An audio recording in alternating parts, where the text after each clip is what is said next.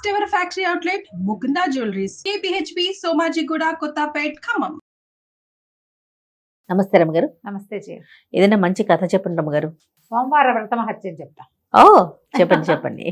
బాగుంది కథ. సోమవార వ్రత మహత్యం అని అంటానికి లేదు, సీమంతిని కథ పేరు, అమ్మాయి పేరు. పూర్వం చిత్రవర్మ అని ఒక రాజుగారు ఉండేవారట. అయితే రాజుగారికి బోళ్ళంతమంది మగపిల్లలు వరుసగా పుట్టేది 8 మంది మగపిల్లల తర్వాత లేక ఒక ఆడపిల్ల పుట్టిందట. పిల్లంటే భలే ప్రీతి. ఆ పిల్లకి సీమంతిని అని పేరు పెట్టారు. అయితే పిల్ల కొంచెం 5-6 సంవత్సరాలు 4 ఏళ్ళు వచ్చాక పొంచి పుట్టినప్పుడే జాతకం చూపించారు. చిన్నపిల్లప్పుడే జాతకం చూపిస్తే పిల్లకి వైధవ్యం ఉందని ఉంది. ఇది మహాభారత కాలం తర్వాత ఇంచుమించుగా అప్పటిదే కథ. వైధవ్యం ఉందనేసరికి చాలా చింతపడ్డాడు. లేక పుట్టిన పిల్ల పచ్చగా పసుపు బొట్టు పెట్టుకుంటే బాగుంటుంది. వైధవ్యం ఉందనేసరికి ఏం చేస్తారు?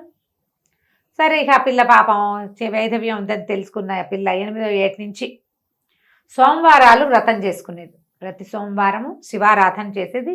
విపరీతమైన శివ ధ్యానం చేసేది. సోమవారం నాడు అసలు నిరాహారం, నిర్జలోపవాసమే. చాలా శ్రద్ధగా శివ పూజ చేసుకునేది. పిల్ల కొంచెం పెద్దదయ్యాక రకరకాల సంబంధాలు వచ్చినాయి. శివ పూజ వల్ల అదేదో కొనగొడుతుంది అనుకున్నారు. చాలా మంచి మంచి సంబంధాలు వచ్చినాయి. ఒక అబ్బాయి అయితే అసలు ఈ పిల్లనే చేసుకుంటానని వచ్చాడు. ఈ వచ్చిన అబ్బాయి ఎవరు? నలుడు దమయంతి ఉన్నారు కదా, వాళ్ళ మునిమనవడు. ఓ నలమహారాజు అంటే మహాభారత కాలం, భారతం తర్వాత ఏమో కదా ఈ నలుడు కలి ప్రవేశము అవి అటు ఇటు కాస్త ముందు వెనకగా ఉంటాయి. అది ఎప్పుడైనా నలుడికి మునిమనవుడు. చంద్రాంగదుడు అబ్బాయి పేరు. బాగుంది, చక్కగా ఉన్నాడు. పిల్లని చేసుకుంటామన్నారు. పెళ్లి చేసుకున్నారు. పెళ్ళైన తర్వాత ఏమైంది? పెళ్ళైన 3వ రోజును 4వ రోజును పడవ మీద నది మీద దీనికి వెళ్తానన్నాడు, వ్యాహ్యాళికి. సరే బాగానే ఉంది. చాలా పెద్ద గంగా నది. ఆ నదిలో పడవెక్కాడు. వెన్నెట్లో వెళ్ళాలని. ఈ అమ్మాయి గట్టు మీదే ఉంది. అమ్మాయి వెళ్ళాల. పెళ్లి కూతుర్లు పెళ్లి కొడుకు నావెక్కకూడదు. పెళ్ళైన 16 రోజుల లోపల అట్లా ఉంది నియమం. పిల్లవాడు ఈ రాజకుమారుడు సరదా పడుతున్నాడని ఎక్కిచ్చారు. ఆ పడవ కాస్త చూస్తూ ఉండగానే చటుక్కుని నీళ్ళల్లో మునిగిపోయింది పడవ. అయ్యో, రాకుమారుడితో సహా మునిగిపోయింది. మునిగిపోయేసరికి ఇంక ఏం చేస్తారు? ఈ పిల్ల బారు నేర్చింది. దీని మొహాన ముందే వైధవ్యం ఉంది, చిన్నప్పుడే తెలిసింది. అవును. ఇక ఆవిడ ఏంటంటే భర్త ఎప్పటికైనా లభిస్తాడు, నాకు కల్లో ఎప్పుడు కూడా గౌరీదేవి పచ్చగా ముత్తైదుగా ఉండని ఆశీర్వదిస్తూ కనపడేది, ఏనాటికైనా నా భర్త వస్తాడని ఆవిడ ఇంకా ఇంటికి వెళ్ళాల. ఆ గంగా నది తీరంలోనే ఒక కుటీరం లాంటిది నిర్మింపజేసుకుని అక్కడే ఉండేది భర్త కోసం. ప్రతి సోమవారము వ్రతం చేసేది, పూజ చేసుకునేది. రోజంతా అన్ని రోజులు పూజలు చేసుకునేది. సోమవారం నాడు విశేషించి నిర్జలోపవాసం చేసి వచ్చిన వాళ్ళకి దాన ధర్మాదులు చేసుకుంటూ అట్లా ఉండేది. ఇక రాజుగారు కూడా ఏం చేశాడంటే, పిల్ల అంత బాధపడుతుంటే ఏం చేస్తాము, అక్కడే ఒక రాజభవనం కట్టించి ఒక ఆవిడ కొంచెం చెలికత్తల్ని సహాయకారిని కొంత సైన్యాన్ని విడిచేసి ఉంచేశారు. మునిగిపోయాడు కదా రాకుమారుడు. ఈ మునిగిపోయిన వాడు డైరెక్ట్గా నాగలోకంలోకి పడ్డాడు. కొంతమంది నాగకన్యలు అతన్ని చూసి తీసుకెళ్లేసరికల్లా నాగుల రాజైనటువంటి తక్షకుడి సామ్రాజ్యం అది. వాళ్ళు చూసి ఇతను ఎవరబ్బాయి ఏమిటి ఇలాగ నలుడు మనవడు అంటే, నలుడికి తక్షకుడికి సంబంధం ఉంది కదా. అవును. నలుడిని కాటేసింది లేక 10గా అంకెలు లెక్క పెట్టి దశ అనగానే కాటేశాడు తక్షకుడు. ఆయన వల్లే కదా ఈయన ఆకారం కూడా మారిపోయింది కదా. ఆ తక్షకుడి నలుడి మనవడు అనగానే ఆయన అన్నాడు, ఉండు నా దగ్గర కొంచెం నీకు ఆరోగ్యం చేకూరక పైనుంచి పడిపోయాడు కదా అని అట్టు పెట్టుకున్నాడు. కొద్ది రోజులు ఈ నాగలోకంలో ఉన్న వింతలు, విడ్డూరాలు, విచిత్రాలు, విశేషాలు అన్నీ చూసి కొంతకాలం అయ్యాక భూలోకానికి వెళ్తానన్నాడు. సరే పంపించారు. పంపిస్తే ఎక్కడైతే మునిగాడో అక్కడే మళ్ళీ పడవలో ఎక్కించి పంపించారు. పంపిస్తే ఈ అమ్మాయి కదా 3 ఏళ్లలో ఇతను అప్పటికి చిన్నపిల్లాడు కదా, 18 ఏళ్ళ వాడు. పెళ్లికి 21 ఏళ్ళ వాడు అయ్యాడు. కొంచెం పొడిగెదిగాడు, కొంచెం మీసాలు పెరిగినాయి. గప్పుకుని గుర్తుపట్ల భర్తని. అతనే జ్ఞాపకం ఆనవాళ్ళు కట్టాడు పిల్లని. అంటే ఈ పిల్ల పెద్ద వయసు ఉన్నది కాదు, 12 ఏళ్లదో 14 ఏళ్ళదో అంతే. అక్కడి నుంచి భార్యని దగ్గరికి వెళ్ళి నేను చంద్రాగదుడిని అని చెప్పాడు. దాంతో అమ్మాయి చాలా సంతోషించింది. భార్య భర్త కలుసుకున్నారు. వీళ్ళు మళ్ళీ రాజ్యం అంతా బోళ్ళంతా పండగ సందర్భాలు ఏమంటారు సంబరాలు అన్నీ జరుపుకున్నారు. వాళ్ళకు కూడా కబురు చేశారు. చంద్రాంగదుడు అమ్మ నాన్నకి పిల్లవాడు దొరికాడని, కుర్రాడు పెళ్లి కొడుకు అన్నీ బాగా ఉన్నాయని. అది సరే. అక్కడి నుంచి రాజప్రవేశం చేశారు. కూతురు అల్లుడు ఇద్దరు కలిసి తమ దగ్గరే ఉంచుకున్నారు. ఉంచుకుంటే కొద్ది రోజులైన తర్వాత నిషధ రాజ్యానికి పంపించారు. అయితే ఈ అమ్మాయి ఇక్కడ సోమవార వ్రతం అలవాటు ఉంది కదా, నిషధకి వెళ్ళాక కూడా ఎప్పుడు మానేది కాదు. సోమవారం నాడు దంపతులుగా ఎవరు కనిపిస్తే, ఓ భార్య భర్త ముష్టివాళ్ళు వచ్చినా సరే వాళ్ళకి చక్కగా కూర్చోబెట్టి భోజనం పెట్టి కాళ్ళు కడిగేది, భోజనం పెట్టేది, బాగా చేతి నిండా కానుకలు ఇచ్చి దండిగా కానుకలు ఇచ్చి పంపించేది. సోమవారం నాడు వెళ్ళిన దంపతులకి పంట.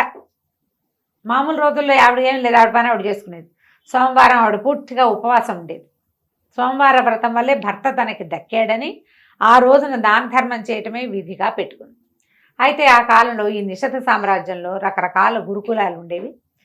ఓ ఇద్దరు విద్యార్థులు స్నేహితులు, వాళ్ళు ఏంటంటే చదువైపోయాక డబ్బులు లేవు. అందుకని ఆ ఊరి రాజుగారి దగ్గరికి వెళ్ళారు, వాళ్ళ ఊరి రాజుగారి దగ్గర. వెళ్తే ఈయన ఏమన్నాడు, ఆ రాజు నవ్వుతూ మా హేళనగా, దంపతులుగా మారి వెళ్ళండిరా ఆవిడ దగ్గరికి, సీమంతిని దగ్గరికి, ఆ పిల్ల పేరు సీమంతిని, వెళ్ళండి దానం ఇస్తుంది తెచ్చుకుందరు కానీ అన్నాడు. దంపతులుగా ఎలా వెళ్తారు, ఇద్దరు బ్రహ్మచారులు ఇంటికి వచ్చేశారు. రాజు ఏ ద్రవ్యము సహాయం చేయలేదు, తమ జీవితం ఎట్లా గడుతుంది. అప్పుడు వీళ్ళంతా అలాగే విద్యార్థులు రాజు సహాయంతో జీవించేవాళ్ళు. ఈ విదర్భలో ఉన్న రాజు అట్లా అనేసరికి వీళ్ళు ఏమనుకున్నారు, నిషధ రాజ్యానికి వెళ్దాము, వెళ్ళి మనం డబ్బులు తెచ్చుకోవచ్చు అనుకుని, ఒకడు సోమవంతుడు సుమేధుడు ఇద్దరు అబ్బాయిలు. వీళ్ళు ఏమనుకున్నారు, ఈ సోమవంతుడు అన్నాడు, ఒరే నేను ఆడవేషం వేసుకుంటాను, నువ్వు ఎలాగో మగవాడిగానే ఉంటావు, మన ఇద్దరం కలిసి వెళ్దాం, సోమవారం నాడు వెళ్తే ఆవిడ దానం ఇస్తుంది తెచ్చుకుని సగం పంచుకుని నీ జీవితం నువ్వు నా జీవితం నేను అనుభవిద్దామన్నారు. బాగుందిగా. అక్కడి నుంచి ఏం చేశారు, ఇద్దరు కలిసి అక్కడికి వెళ్ళిపోయారు, నిషధ రాజ్యానికి వెళ్ళి వేషం మార్చుకున్నారు. ఈ సోమవంతుడు సోమావతి అనే పేరు పెట్టుకున్నాడు. సోమావతి సుమేధుడు ఇద్దరు కలిసి సోమవారం నాడు పొద్దున్నే చక్కగా లక్షణంగా తయారైన బ్రాహ్మణ దంపతులు వెళ్ళేసరికి ఆవిడ ఆనందంతో చక్కగా యువకులు కొత్తగా పెళ్ళైన వాళ్ళు వచ్చారని చాలా బాగా కాళ్ళు చేతులు కడిగిచ్చింది. తర్వాత ఏమో భోజనం పెట్టింది, తాంబూలాలు ఇచ్చింది, బట్టలు ఇచ్చింది, బోలెడంత బంగారము నగలు ఇచ్చింది. ఈ అమ్మాయి సోమావతికి పైనుంచి కింద దాకా అలంకారాలన్నీ వేయించింది. పేద బ్రాహ్మణ గృహిణి వెళ్ళింది, వధువుకి ఇక్కడి నుంచి ఆభరణాలు ఉండాలా, ఏవో మెళ్ళో 2 ఉన్నాయి, నల్లపూసలు పసుపు తాడు ఉంటే బంగారం వేసి, గాజులు వేసి, తర్వాత దండకడియాలు వేసి, తర్వాత వడ్డాణం పెట్టి, కాళ్ళకేవో సన్నటి పట్టీలుంటే పెద్ద పెద్ద బంగారు పాజేబులు పెట్టించి మొత్తం అలంకారం చేసి, బ్రాహ్మడికేమో ఈ సుమేధుడికి ఇంత మూట బంగారం చేతిలో పెట్టింది కాసులు. సరే బయటకు వచ్చారు. వచ్చిన తర్వాత ఇద్దరు కలిసి తాము ఎక్కడ బస చేశారో అక్కడికి వెళ్ళారు. వీడు వస్త్రాలు విప్పితే వీడు స్త్రీగా మారిపోయి ఉన్నాడు. ఇక రూపం మారలా, బట్టలు మార్చుకుంటే మారిపోయేది కాదు, శరీరంలో మార్పే వచ్చేసింది. దానికి తోడు ఈ పక్కన సుమేధుడి మీద మనసుగా ఉంది. ఈ అమ్మాయికి బుద్ధి కూడా స్త్రీ బుద్ధి వచ్చేసింది. వాడికి వీడిని పెళ్లి చేసుకుందాం, వీడితో ఉందాం, వాడికి అటు ఇటు వెళ్తే అటు వెళ్ళిపోతున్నాడని బెంగ వచ్చేయటం, అలాంటి భావాలు పుట్టేసినాయి. ఈ సుమేధుడు నీకేం పోయే కాలం రా, మన ఇద్దరం స్నేహితులం కదరా అంటే, ఏమో అవన్నీ నాకు తెలీదు, నాకు నేను పెళ్లి చేసుకోవాలని, నీతో పాటే ఉండాలని అనిపిస్తోంది అంట మొదలుపెట్టాడు. శరీరమేమో మారిపోయింది, ఎలా వెనక్కి రావాలో తెలియదు. ఇక ఆ రాజ్యం మంది కాదు కదా, ఏం చేస్తారు, మళ్ళీ విదర్భ రాజ్యానికి ప్రయాణం కట్టారు. ఇద్దరు కలిసి మరేం చేస్తారు, కలిసి వస్తున్నారు. ఇంటికి వచ్చి ఎవరింటికి వాళ్ళు వెళ్ళిపోయేసరికల్లా ఈ స్త్రీ రూపంలో ఉన్న తన కొడుకుని చూసేసరికల్లా, అదేంటో అలాంటి వేషం వేసుకున్నావు, మార్చుకో బట్టలు అంటే, నేను ఇలాగే ఉంటాను, నాకు ఇలాగే ఇష్టం అంతా మొదలెట్టాడు వాడు. ఇదేం వేషం, అసలు ఏం జరిగింది అని చెప్పేసి ఈయన ఏం చేశాడు, ఈ సోమావతి సోమవంతుడి నాన్న ఆ సుమేధుడు ఇంటికి వెళ్ళాడు. అసలు ఏం జరిగింది, ఏం చేశారు మీరు అని. ఏం చేశారు అంటే సరే జరిగింది చెప్పారు. ఆ విదర్భరాజు దగ్గరికి వెళ్ళాం, ధన సహాయం చేయమని అడిగితే, భార్యాభర్తలుగా వెళ్ళి డబ్బులు తెచ్చుకోండి అని చెప్పాడు రాజు.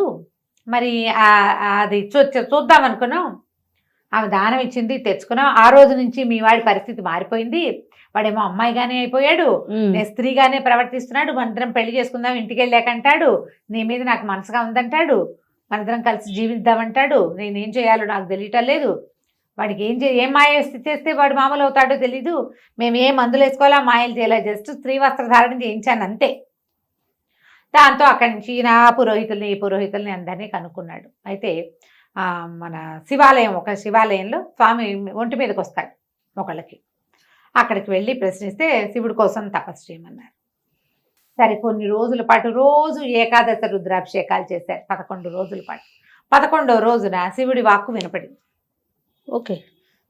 దంపతులుగా ఈ అమ్మాయి సీమంతుని చేతి దానం పుచ్చుకున్న వాళ్ళు శాశ్వతంగా దంపతులుగా ఉండవలసిందే. ఆ అమ్మాయి యొక్క వరప్రభావం అలాంటిది. ఆ అమ్మాయి సోమవార వ్రతం చేస్తూ చనిపోవలసిన భర్తను బతికించుకుంది. ఆ తాలూకు మహత్యం అది. పతివ్రత ఉమ్. పాతివ్రత్య మహత్యాన్ని మనం మార్చలేం. పాతివ్రత్య మహత్యం మారదు, శివుడి వల్ల కూడా కాదు. ఈ జీవితానికి వాడు సోమావతిగా ఉండవలసిందే. కన్యాదానం చెయ్యి అని చెప్పి వచ్చేసింది ఆజ్ఞ. ఇంకేం చేస్తారు, ఆ సోమావతిని ఈ సుమేధుడికి ఇచ్చి పెళ్లి చేసి ఆవిడ పెట్టిందిగా సీమంతిని ఇచ్చిన బంగారం వెండి సామాన్లు గోల్డెన్ సామాన్లు ఇచ్చింది కదా, వస్తువులు ఇచ్చింది కదా, నగలు గీగలు అన్నీ ఇచ్చి సాలంకృత కన్యాదానం చేసి వాడికి ఇచ్చి పెళ్లి చేసేసారు. పతివ్రత కథ. ఆ తర్వాత అప్పుడు ప్రజలంతా చెప్పుకున్నారు ఆమె ఎవరిని ఎలా దీవిస్తుందో అలాగే ఉంటుందని. ఆ తర్వాత బాగా సీమంతుని యొక్క ఖ్యాతి ఎన్నో సంవత్సరాల తరబడి ఆ 2 దేశాల ప్రజలు చెప్పుకుంటూ ఉండేవారట. కథ కంచికి మనం ఇంటికి. నమస్తే రమ్మగారు. నమస్తే.